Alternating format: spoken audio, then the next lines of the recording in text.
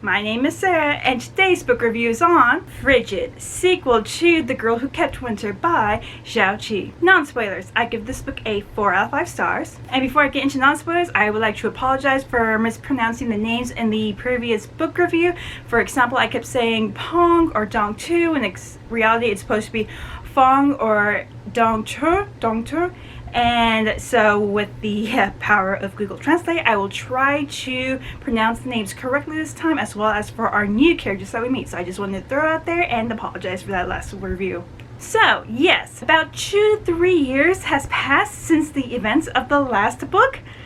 Oh boy, y'all know how I feel about that. And our main character, Dong Tu, is now without Obsidian. Everyone knows that she was Obsidian's lover, but he has not been seen since. But that does not mean some trouble likes to fall onto her doorsteps, including a person that they were supposed to transport her family, a job that went wrong, and because of that, events unfold. And will that bring Obsidian back from the Whispered World, or will Dong Tu have to try to do this on her own with a new gang of people to help expand the Whispered World?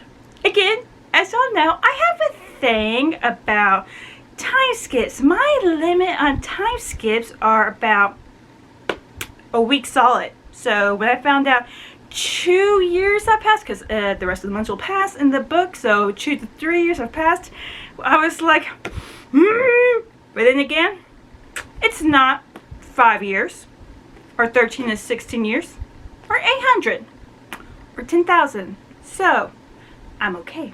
But that also leaves us up to the imagination of what's been going on with Dong Tu and her family, including the fact that some whispers have come around, and even though Obsidian hasn't been seen, some people like to pay the family, the Liu family, visits when they are not asked for. But again, that brings new characters in. So yes, we do not get to see many of the original cast from the first book, but I think that's kind of okay, because again, time has passed. They had encountered each other in the previous book because of the events that was going, coincidences. So if they kept their ties with each other, then it was cool. If not, but it also made way for new people that kind of helped expand the world. Some people might think, they're like, okay, change of cast, change of scenery, but some people might think this is a little slow for the first half of the book. I did not mind that, actually, because we did have a little action going on, and then halfway to the beginning to the end of the book, there's like a little slow pace, a little build up, because again, new characters that we kind of have to introduce them, as well as show how they interact with Dong Tu in her life. And I got a slice of life. I am a sucker for slice of life people, so I enjoyed that. But when the action picked up, and it has to deal with the pearls, again, I was like, oh my god. And I really can't get much into it, because this felt like a good part 2 to a series. Like The Girl Who Kept Winter was a good 12 episodes if this was a series, and this is a good follow-up to finish the series. I guess you could say that was 12, so this would be a good 8 episodes or so to make it a good, nice 20 episode series. So if this was a TV show, I think this was a good half end to finish off Obsidian and Dong Tu's story. They did get a nice little happy ending. I will admit, there's still some little holes around some things that were left unsolved, that I was like, can we get back over there? But as for the story, the love story between Dong Tu and Obsidian, I enjoyed it. I liked how it came to an end. It was really nice. But as the author hinted on TikTok, we might get a book 3. I don't know. If we don't, I like how it ended with our main characters, but how she expanded the world even more, as well as introduced these new characters with their own mysteries. And we return to the Whispered World. Pack your bags, people, because I will be ready to dive back into it. But as far as Frigid, I enjoyed it. I had my little things I like to check off. There were twists and turns I did not expect. Some things were like, I'm gonna get you for what you did. And all in all, I enjoyed the book. It was a great sequel to The Girl Who Kept Winter. I liked how it wrapped up for our main characters. If we do get a book 3, I cannot wait. Until then, I am happy where we left off. And that's as far as I can get into non-spoilers. Frigid, sequel to The Girl Who Kept Winter by Zhao Qi. 4 out of 5 stars. Bye, non-spoilers. Shoo.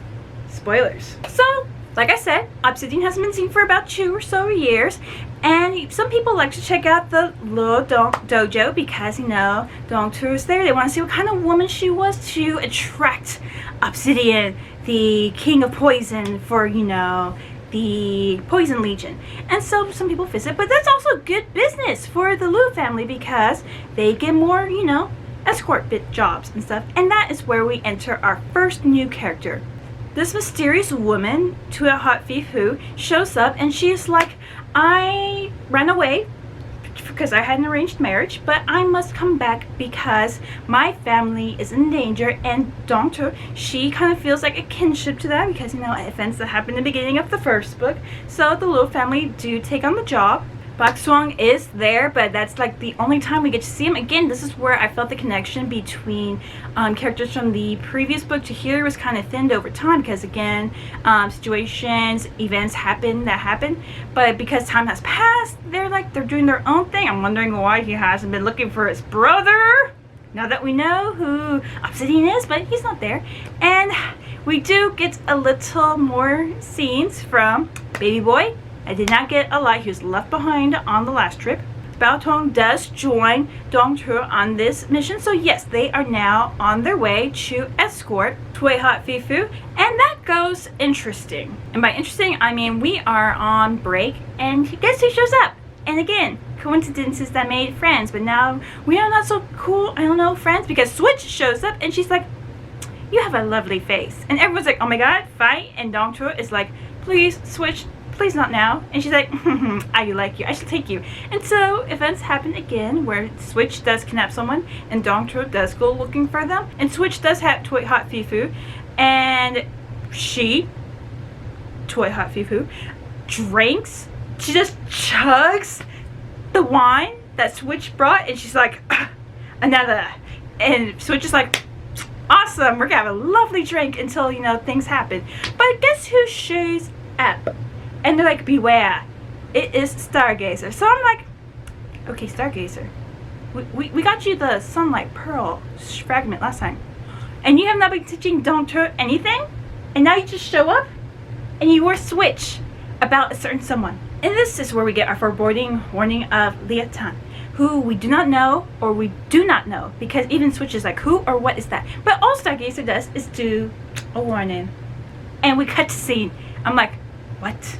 Dongtu does find the hideout at Switch, and Toy Hot Fifu is not there, but Stargazer is there, and she tells Dongtu where to find them.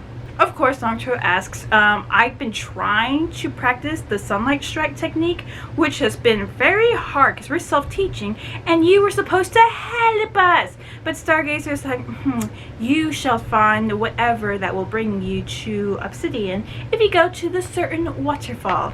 And then she leaves. So much for getting answers from Stargazer, but what else should I expect? Either way, she tells the truth whenever she gets it right. So of course, Dongtu does go to this waterfall. And this is where I get my little, you know, she's walking around and all of a sudden the show just goes into like a little cheapy moment where she's like, eh, and she falls into the waterfall thing. I had a little chuckle. I swear, I had a little chuckle. I was like, because things have been a little serious from the get-go. And she does get saved, but there is a certain someone because she's at the bottom of the waterfall, and there's a stranger. There is a young man named Li Min Lam, and he is like, oh, a beautiful lady, I shall save you. And Dongtu is like, how dare you touch me? And he's like, I was just joking. Tiet Hot Fifu was the one that, you know, helped you. And she's like, what? And then you hear Dongtu, and there she is, Tiet Hot Fifu, who is like, okay, she's okay, everything. And then Dongtu is like, where's Switch? And Li Min Lam is like, I will show you. And there is Switch, without a face, with her chi blocked and unable to move. And that is where Dongtu is like, there's only one kind of people that can beat Switch, who is part of the Monstrous 18. And she looks at Li Min Lam and she's like, are you one of the Monstrous 18? And he's like, well, I guess I could be confused by it. But then she remembers what Stargazer said, and she's like, are you Leitan? And he's like, we should get some rest. And I was like, okay, I do not trust thee. But we do get some rest, Dongtu and Toy Hot Fifu. And we begin our morning after that with Lim and Lam going away, and he disappears with Switch. So we're like, what happened? But don't worry, our team finds us and we begin our journey. But the thing is, we were supposed to get there at this town for the wedding at a certain date. We kind of missed the deadline. So things happen, but we go on a shopping trip for 2 days. Well, we're 2 days behind, so why not just, go shopping for a little bit, buy Doctor some nice things, which Toy Hot Feet Food does like to do. And we also have some drinks, but Doctor does get a little drunk, as well as Bao Tong and the other guards. And we have this moment where Doctor is at a weak moment where she is drunk, so she's more vulnerable, and she thinks that Obsidian is there, but it's not. It's Toy Hot Feet Food.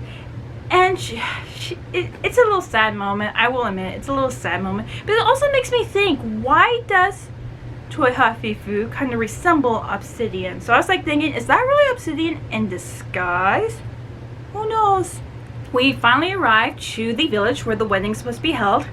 A little late. We deliver Toy Hot Feet Food and we say our goodbyes, which is kind of sad because Dongcho and Toy Hot Feet Food did kind of form this kinship with each other, as well as like nice little sister bonding, and they call each other sister. We're gonna miss each other. I hope everything goes well.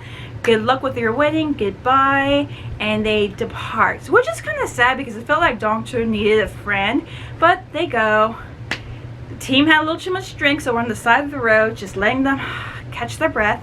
And that's when a strange person comes across Dongtu in the group. He's kind of injured and she tends to his wounds a little bit. And he asks, "Are you Dongtu?" And she's like, "Yes." Oh great, it's gonna be another person that's asking about Obsidian. And he kind of does, and he kind of attacks, but Lim and Lam shows up, scares the dude off, and he tells Dongtu, "We need to go back. Toy Hot Fufu is in trouble." And we rush back to where Xiaoqi. Why give us heart attacks at the beginning of the book? Not even on between the first chapter, or better yet the second chapter. No, we get a heart attack on the first paragraph. And that is because we walked in on a massacre. Not a bride that died, but a massacre of a family. And now we know who it is, because since they were 2 days late, Toy Hot Fee Fu and her family were murdered. A massacre happened. But don't worry, she did survive. And because feeling guilty about it, Dongtu does say, "Hey, why don't we take you back home to the Lu Dojo and you could be our adopted sister?" So we now have acquired Toy Hot Fee Fu into the Lu family. Yay! Not much trouble's gonna happen from here. We're on our way back with Lim and Lam and Toy Hot Fee Fu, and we pass again by the waterfalls. And guess who's there? A very angry, faceless Switch who attacks. Lim and Lam defends, but Toy Hot Fee Fu gets bumped into, which she bumps into Dongtra, which we slip, and again Chibi we fall back into the waterfall, people. I love this very much. I am cackling now. I know I should not be cackling, but I am cackling. And the drama continues. And I could smell the drama. When we do get to the bottom of the waterfall, Dongtu does come around, but Toy Hot Fee Fu is kind of still unconscious, so Dongtu does CPR. She's, press, breathe, and she's noticing something a little odd, and Toy Hot Fee Fu does wake up, and Dongtu's looking at her, looking back at Dongtu, and Toy Hot Fee Fu is like, "You touched my manly body. You're a man." And I'm like, popcorn please. Yes. We do get explanation, as well as Lim and Lam disappearing from the group, as well as Switch when we get back to the Lu Dojo, and we find something out. Toy Hot Fee Fu is actually the son of a magistrate who, because of his beautiful charm, he attracted the attention of a very powerful daughter from a very powerful and influential family that was stronger than Toy Hot Fee Fu's family. So they had to agree on the marriage, and he tried to get out of it, decided to return because his family would have been threatened, and that's why we hired the Lu family's, services. But as we can see, that did not work out. So instead of getting a sister, we adopt Lu Dongchung, who is now Dongchu's brother, which is the younger brother, because he tried to guess her age and he got it wrong, and the father is like, haha, you are the younger brother, and he's like, I'll take it. Things do change at the Lu family. We do get more students, more lady students, because thanks to Lu Dongchun, he's more better at financials than fighting, but he's able to pick more of the technique of the sunlight strike. And Dongchun is being self-taught. He learned some things, and they find out it's more good for like inner flow kind of thing, not meant for attack, but for better, for your health and everything. So that's gonna attract a lot of ladies. And because of what happened at the the massacre, it also attracted more people to come around the Lu dojo. But I get one of my wishes granted, people. We do meet a member of the Monstrous 18, Ryujin, who is a very feisty young lady who is just there having a great time after showing up at Dongchu, hanging upside down like a little bat, and her hair's like horns, and she is a master of weaponry. But she's just having a great old time at the Lu dojo. She's just like hanging out there. We also have a character, a regular person named Lei Min, who he already has won my heart because he has a dog, a puppy named Yibo. And I like how Ryujin and Lei Min does fall into Dongchu's day-to-day life, because Lu Dongchu, he is trying to get her affection, but she sees him as a brother figure, a little brother, so she's more open with him, while Lei Min's trying, just trying to be a great guy and everything. She does appreciate, but she doesn't have those same feelings. But I like how they kind of incorporate themselves into day-to-day life. Like, those friends just like want to come over to the house and hang, and that works out well, especially when that guy who we met on the side of the road that attacked us, but then Li Min Lam scared him off. Well, he's back. He's like, I shall fight you. I shall take you and use you as bait for obsidian. Everyone's like, so, did you make a move yet? Because I'm waiting. Should take your queen. Yeah, everyone's just minding their own business, and he attacks. And then he goes after Li Min, and then he fights him off with a fan. And the guy gets moved around. He comes back again. And then the swish of the fan, he misses, falls on the table, fumbles around, hits a pillar in the face, and he's down for the count. And I am all like, never mess with people who wield the fan. Also, the guy made a mistake and went after Ryujin, and she just kicked him in the face and sent him flying out of the dojo. And then after that, it was just Li Min and Ryujin. They were taking care of the riffraff. They're after Dongchu, and Lu Dongchun was just cleaning up the mess because they were coming during the morning. But all I can say is, don't mess with the fan, people. Slice of Life episodes begin when Li Min suggests going to a lake that has a similar name to Litan, and Dongchu is interested, but Ryujin wants to go because she wants to enjoy her time staring at Lu Dongchun, who doesn't have her full attention yet, but she's like, you have a decent face. And Lu Dongchu wants to go to keep an eye on Dongchu. And we do have moments with Biaotong and Shantu, who hasn't been there for a while, but they're not big on the book.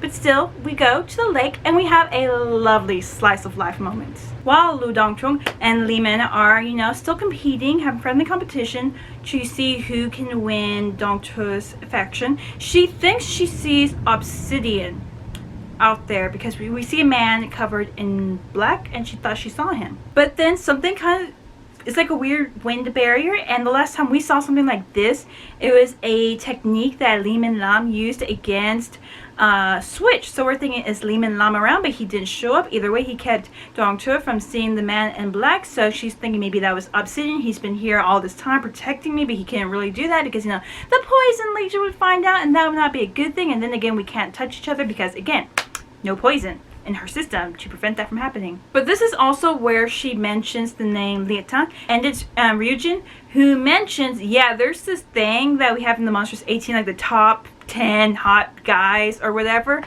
I was like, first of all, you have this list, but you don't know who they are, like physical features, so how could you tell who they are? But either way, she knows that that name sounds familiar, as well as Lehman, and they think it might be like a master that has this ability to fight someone without actually touching them, like has this weird cultivated ability where they don't even have to lift a finger and they can fight off someone out. So again, this name is being thrown out more out there, so we're like, who is Liatan, and why did Stargazer warn us about him? It's another day, and while everyone's, enjoying their time, Lu Dongchong, who's been keeping a very watchful eye on Dongche, she manages to slip his gaze, because again, it feels like he's trying to force this relationship on, which Dongche doesn't see him that way, and I'm already like, dude, back off. She doesn't see you that way, she sees you as a younger brother, but either way, she goes back to the lake, and she sees the person in dark, and she thinks that's Obsidian because he even has a spider tattoo, the Poison Legion insignia on the back. But when she gets to him, she sees that it's not Obsidian, and he wasn't sent there to protect her. Meaning, this man in black is trying to use Dongche against Obsidian. She'd lure him out and fights. But don't worry, Lu Dongchong shows up, sees the situation, and they both try to run.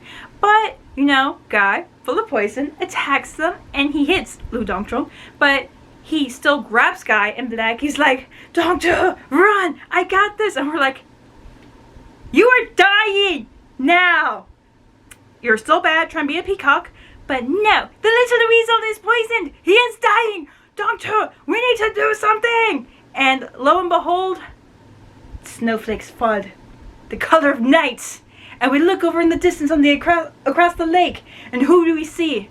A figure in black, wearing a silver mask, covered in snow. It's his Obsidian. He has come for us, and he does fight the guy in black. And here's Dongchong like, yay, Obsidian, I knew you'd come. While dying on the ground is Lu Dongchong, who's like, damn it. But don't worry, Obsidian does chase the guy off and to the distance, and they have this cute little moment where he's wearing his outfit and everything, so we can touch, no skin to skin contact, but Dongche does give him a hug. We have a moment, and then on the ground, I'm dying, and they're like, oh, Lu Dongchong, I am so sorry, here's the antidote. Obsidian, give him the antidote. So of course Obsidian gives him his part of the antidote. He says, go see my brother, Bok Dong, and he will give you the other half, which I am still surprised. Now that we know he is Feng, you would think Brother Dearest would be looking for him. But no, I'm just saying. Dongche does convince Obsidian to come back to the place where we're staying for the night, and he does, a little bonding moment. And then he gets attacked right at the gate by Ryujin, who is using water bending abilities, cultivation, and she is fighting Obsidian. As we realize it's just like a friendly little spat, testing out whose ability is strongest. And he's like, I would not expect less from the Ryujin. And she's like, Obsidian, you're just as great. Hey, come down, have a drink with us. Like, yay, I'm wondering what the innkeeper is thinking about all this destruction. We're talking more about Liatan, who Obsidian does confirm that he is part of the Monstrous 18. And again, we don't know what the face looks like. But, Lu Dongchong, who is feeling a little guilty and a little jealous about Obsidian, challenges them to a drinking game, which everyone is happy. But as the hours tick by, and it's just Obsidian and Lu Dongchong, because Lehman is barely hanging on, and now it's just Ryujin, who's like cleaning her fingers with her knife, and Dongche, who's like, can we hurry up already? It really is late into the night. When Obsidian notices something, and he touches Lu Dongchong. He literally just like grabs him and touches him, because the guy has not shown any weakness to becoming drunk after hours of drinking. And he's like, oh, Obsidian, how dare you? Because he's really up close. So what are we gonna do? And so Lu Dongchong gets away. He's like, how dare you touch me? And he's like, you have part of the Sunlight Pearl fragment in you, don't you? And everyone, what? And I'm there with Ryujin. Pass the popcorn. We get a little backstory, like long ago, with the baby Lu Dongchong. Before he was even born, he is the son of a family. He is the youngest of siblings. His parents were kind of up there in age, so his conceivement was unexpected, and he was premature on a wintry day. And when he was born, They believed that he would not make it. They were even preparing to have a funeral for the infant when, lo and behold, Stargazer shows up with a fragment of the sunlight pearl and gives it to the baby. And he survives. And she is like, you will be my disciple, and you shall shake up the whispered world. And after Lu Dongchong says that she literally didn't do anything for 13 years, you have face palms. Because Dongchong and the Obsidian are like, of course Stargazer would say something like this. But we also find out something very important about the pearls, actually. We find out, especially about the storm pearl, that it cannot be removed from the body. Like, once it's in the body, it's in the body. So the only way how to remove it is through death. So he's like, please, Obsidian, do not tell anyone. He's like, sure, I have no interest in the sunlight pearl fragment, but of course Stargazer, I'm gonna get it from my mind. We spend the night, and in the morning happens, Dongchong and the Obsidian are just trying to have a moment, but of course Lu Dongchong does get a little jealous, and he just kind of storms off. But this is also where we see the parting of Ryujin and Li Min, because Li Min knows that, you know, he can never beat Obsidian, and he feels like it's time to leave. I don't want to say goodbye to Yibo. But as for Ryujin, she's like, I want to find more about Liu Tan. So they leave. Dongchong does go after Lu Dongchong, and he's like trying to confess his emotions to her, but he realizes like he can never be Obsidian, this person that's been in Dongchong's life, even though it was for so small in her memories, it was for so long, and no matter how many times he tried to do things like recreate moments or try to just insert his life anywhere in her life, because you see how much he kind of hounds her. He's like her personal little shadow. He can never replace her one love. And now that Obsidian's here, it's basically game over. But you know what happens? That shadowy man that attacked us earlier, the previous day, he comes and kidnaps both Dongchong and Lu Dongchong to use as bait on Obsidian. And on our other adventures, Ryujin does go to a familiar waterfall, and she sees someone in a hidden cave who is immobilized again, who is faceless, and the moment she lets them out, they attack her face, and she basically cha, and she's like, oh, Switch, did you really know who you're attacking? But then that's like, who is strong enough for days, if not weeks, to keep Switch, one of the monstrous 18, immobilized for so long? That could only be one of the monstrous 18. But who is it? And now we get back to what's going on with Dongchong and Lu Dongchong, which is not good. So I'm like, we're gonna get back to that, right? Which we don't. Yes, Man in Black has them hanging over a cliff, and the rope is breaking, and Dongchong and Lu Dongchong don't know what to do. Obsidian shows up. Rope snaps. They fall. But don't worry, Dongchong manages to grab a piece of rock, as well as Lu Dongchong, and they're holding on, and they're trying to figure out how to get back up. While Obsidian is fighting Man in Black because he's challenging him for the power, for the manhood, to be king of the north of poison. And so they're fighting. He's trying to get over there. They're holding on for life. He manages to get there in time to save him from falling, pulls him up from the cliff. But he's also fighting the other guy who's attacking them from behind. And he can't really, you know, fight him full because he's protecting Dongchong and Lu Dongchong, who's kind of injured at the moment. But all of a sudden, because there's someone that's watching from the shadows this whole time. And I'm thinking, with Dongchong, Li Min Lam, he's here, he's here. We know he has an ability to do, and we need help because Obsidian is trying to protect them. But then, to my surprise, as well as Dongchong, he uses his wind ability to attack Obsidian. And Man in Black is like, the enemy of my enemy is my ally. So they both attack Obsidian at the same time. And he's using his, you know, ice, but it's not like his snow can help or anything. So Dongchong is like, we need to get out of here because Obsidian's trying to do two things at once. And we have someone who I thought was a friend attacking us. And he has two opponents at the same time. So Lu Dongchong, we need to go. And he's like looking, because they're literally like right there between him, Obsidian, and the attacks. And so I'm like, okay, cool, we gotta run, cool, let's grab him and run and let Obsidian take care of everything. But then all of a sudden, Lu Dongchong grabs Dongchong, and then he turns to Obsidian, and does a perfect sunlight strike palm to Obsidian, and it blasts through him. And I was like, what? What? What? And that was a direct attack. That was a fatal blow. Me too. Obsidian is like, me too. And there's Lu Dongchong with Dongche, and they stay floating in the air, and she's watching as Obsidian is falling over the cliff, freezing over, and light's coming out of him. And that's when we realize that's the Storm Pearl leaving his body. And what do we find out? How a pearl can leave a host's body? They have to die. And the pearl fully leaves Obsidian as he falls into an abyss and disappears from view. And of course, Dongche is, frantic. She does not know what's happened. She just saw the love of her life die, because we know what that means.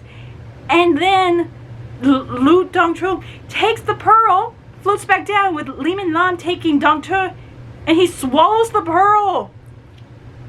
And it's very powerful. But then it absorbs into his body.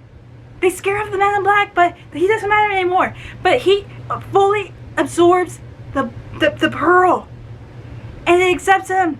And he has full control over it. And Dongche's like looking at Li Minlan like, why would you betray us and everything? He's like, And she's like, you're Li Tan, aren't you? And he's like, ha ha ha ha. And then he looks at Lu Dongchong, who has a white streak. And he's testing out his ability because he can actually use the snow for fighting. And then he shouts out, hey, Li Tan, you should really get your face out there more often, because did you hear what Dongche just called me? And I'm like, huh? Dongche, huh? And he's like, oh, yeah. My name, my name that I go by in the whispered world is Lam Li Tan. He was the one that was being warned about.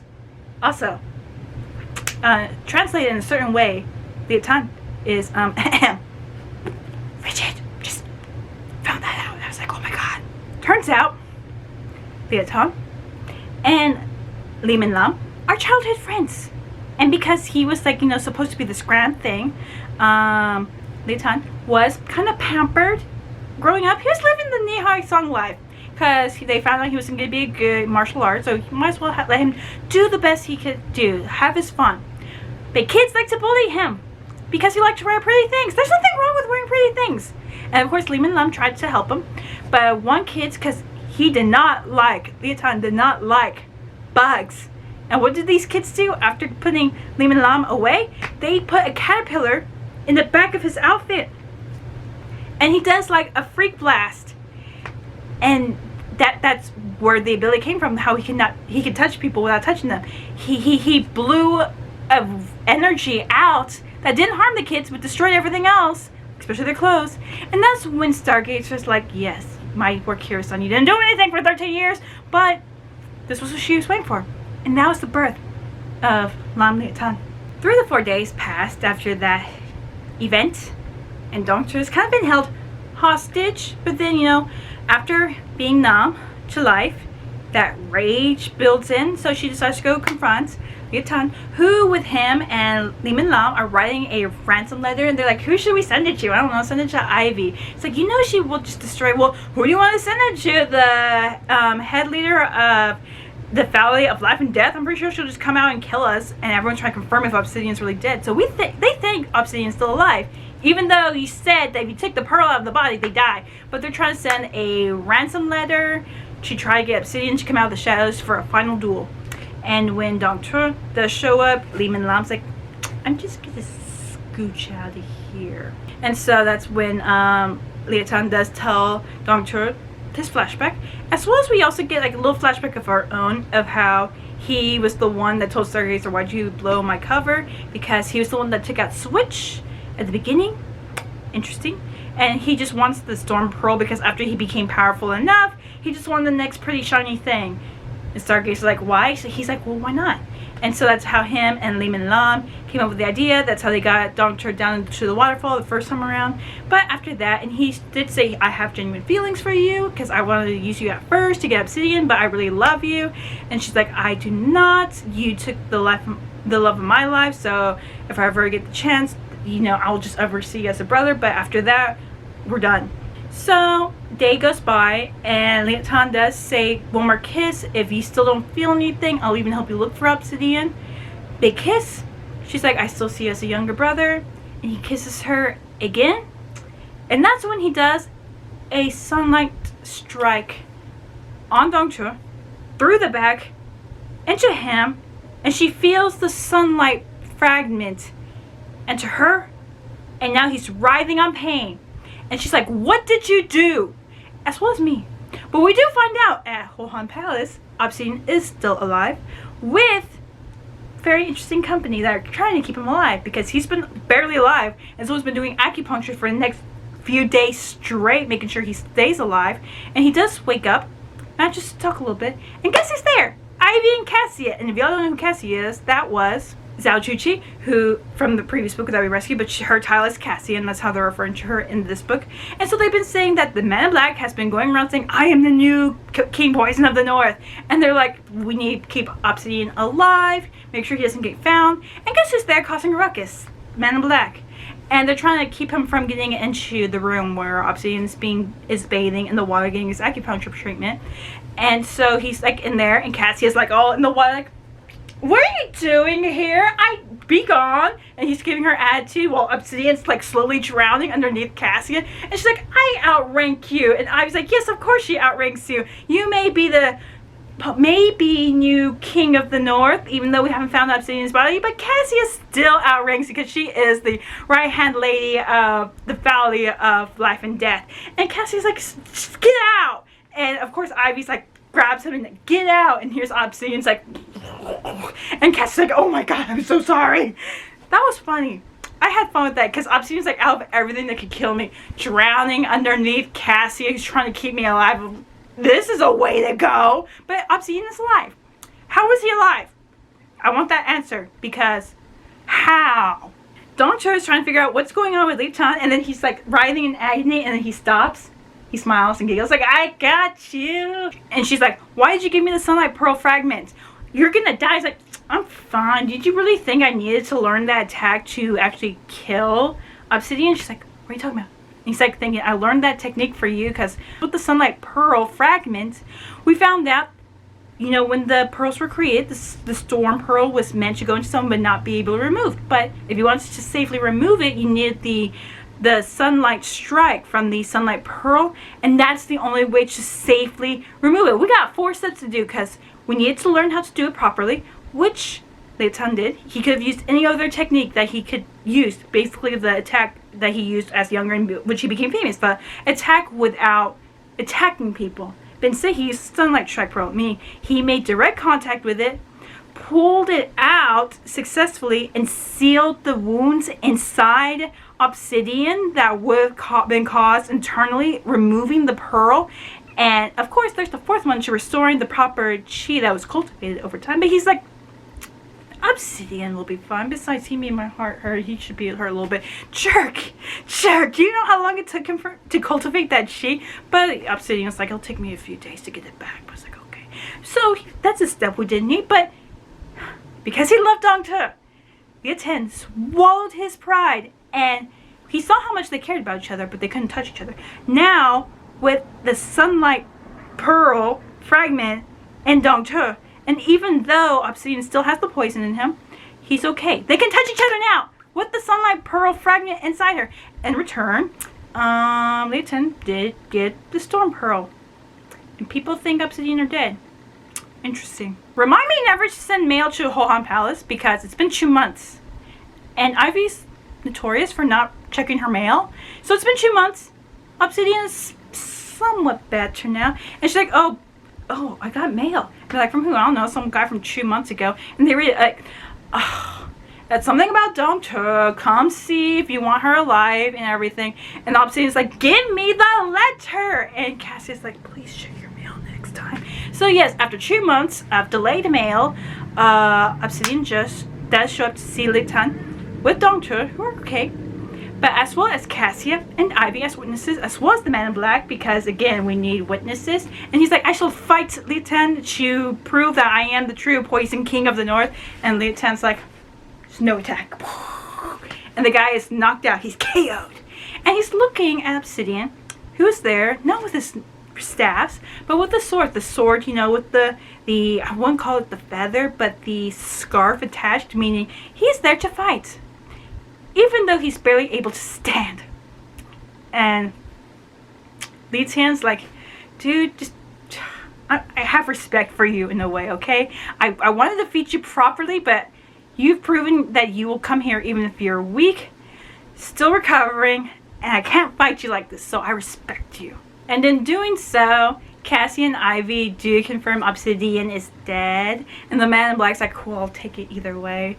And Dongche goes, she hugs Obsidian after Litan does like a snow attack thing, which kind of cuts their clothes in a bit, and now they're able to make full skin-to-skin contact. And now he's like, y'all can go live y'all's life however you want. And Obsidian and Dongche do get their happy ending. Wow! At the end of the very book, we go to Tway Hut residence, and you know, family members are still alive from Vietnam, and the father's there watching his sons, as well as 7 women in white, and we have a person who's there drinking tea. Who could that be? Turns out, while everything was going on, someone was playing detective. Yes, Bok Swang did go to investigate what happened with the massacre that happened, that Dongche went to go check out, you know, and he saw things were going on, so he went to go investigating. And that is how he came across an invitation, open invitation to a possible Storm Pearl sighting, and people showed up, but no, it was another fragment of the Sunlight Pearl. And there was the fight going on, but Bok Swang, he did see 2 people run off with it after one swallowed it. And of course, Liatan's dad knew who it was, and he's like, what are those boys getting up to?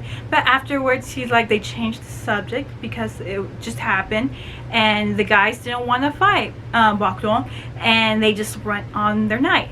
And it was just a mystery that was unsolved.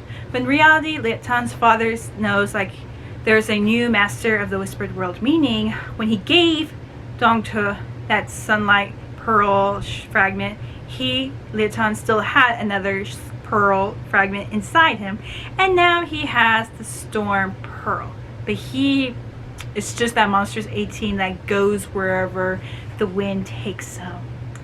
And that's the end of spoilers. Again, that's the end of our main couple, Dongche and Obsidian. I wish them the best of luck, but then again, there were some things that need to be addressed, because first of all, I'm still being bugged about, from book 1, who is this other Fong that we met, and Grandma Pink, I know her and her little grudge with Samsara is not done yet, so that has to be addressed. As well as we were left off in the air with Ryujin, with a faceless switch, wondering what happened. I mean, she has been next to Liatan for so long, one of the powerfulest Monsters 18, and she did not know? Again, we need to update that hot list book of the people in the Whispered World so we know who the Monsters 18 are. But speaking of Liatan and Li Minlang, what are they going to do now that one of them is also powerful and the other one's just as powerful? Surely there's going to be shenanigans in the future. And Li Min and Yibo, I would like to see where life takes them. But either way, I enjoyed this series. I love this world. I enjoy where our main characters, Dongche and Obsidian, where their adventure went and how it ended. I am satisfied with that. But this is a grand world, people, that has many other questions, many mysteries, and many characters for us to explore. And I would like to see where that takes us. But yes, I enjoyed this series very much. For people, again, who like The Untamed, or Word of Honor, or dare I say, Thousand Autumns, this is like a nice little comparison, a nice little read. The first book is The Girl Who Kept Winter. Again, it feels like a good 20 episode drama. First book feels like a good 12 episodes. This is part 2 to finish off the series. I had my slice of life moment. I had my twists and turns at the beginning, heart attack at the beginning, heart attack close to the end. I enjoyed that. That's all I would like in a drama. And that's basically what this is. It's a 1 season drama, 20 episodes. Part 1, oh my god, interesting world. Part 2, oh my god, why you rip my heart out while you're giving me some peace in mind. But either way, I enjoyed it. People who like that kind of genres, those TV shows, this is a good fun read. I enjoyed it very, very much. Please, can we get a book 3? If not, I am happy. I am satisfied. And yeah. Frigid, sequel to The Girl Who Kept Winter by Xiao Qi. 4 out of 5 stars. My name is Sarah, and bye!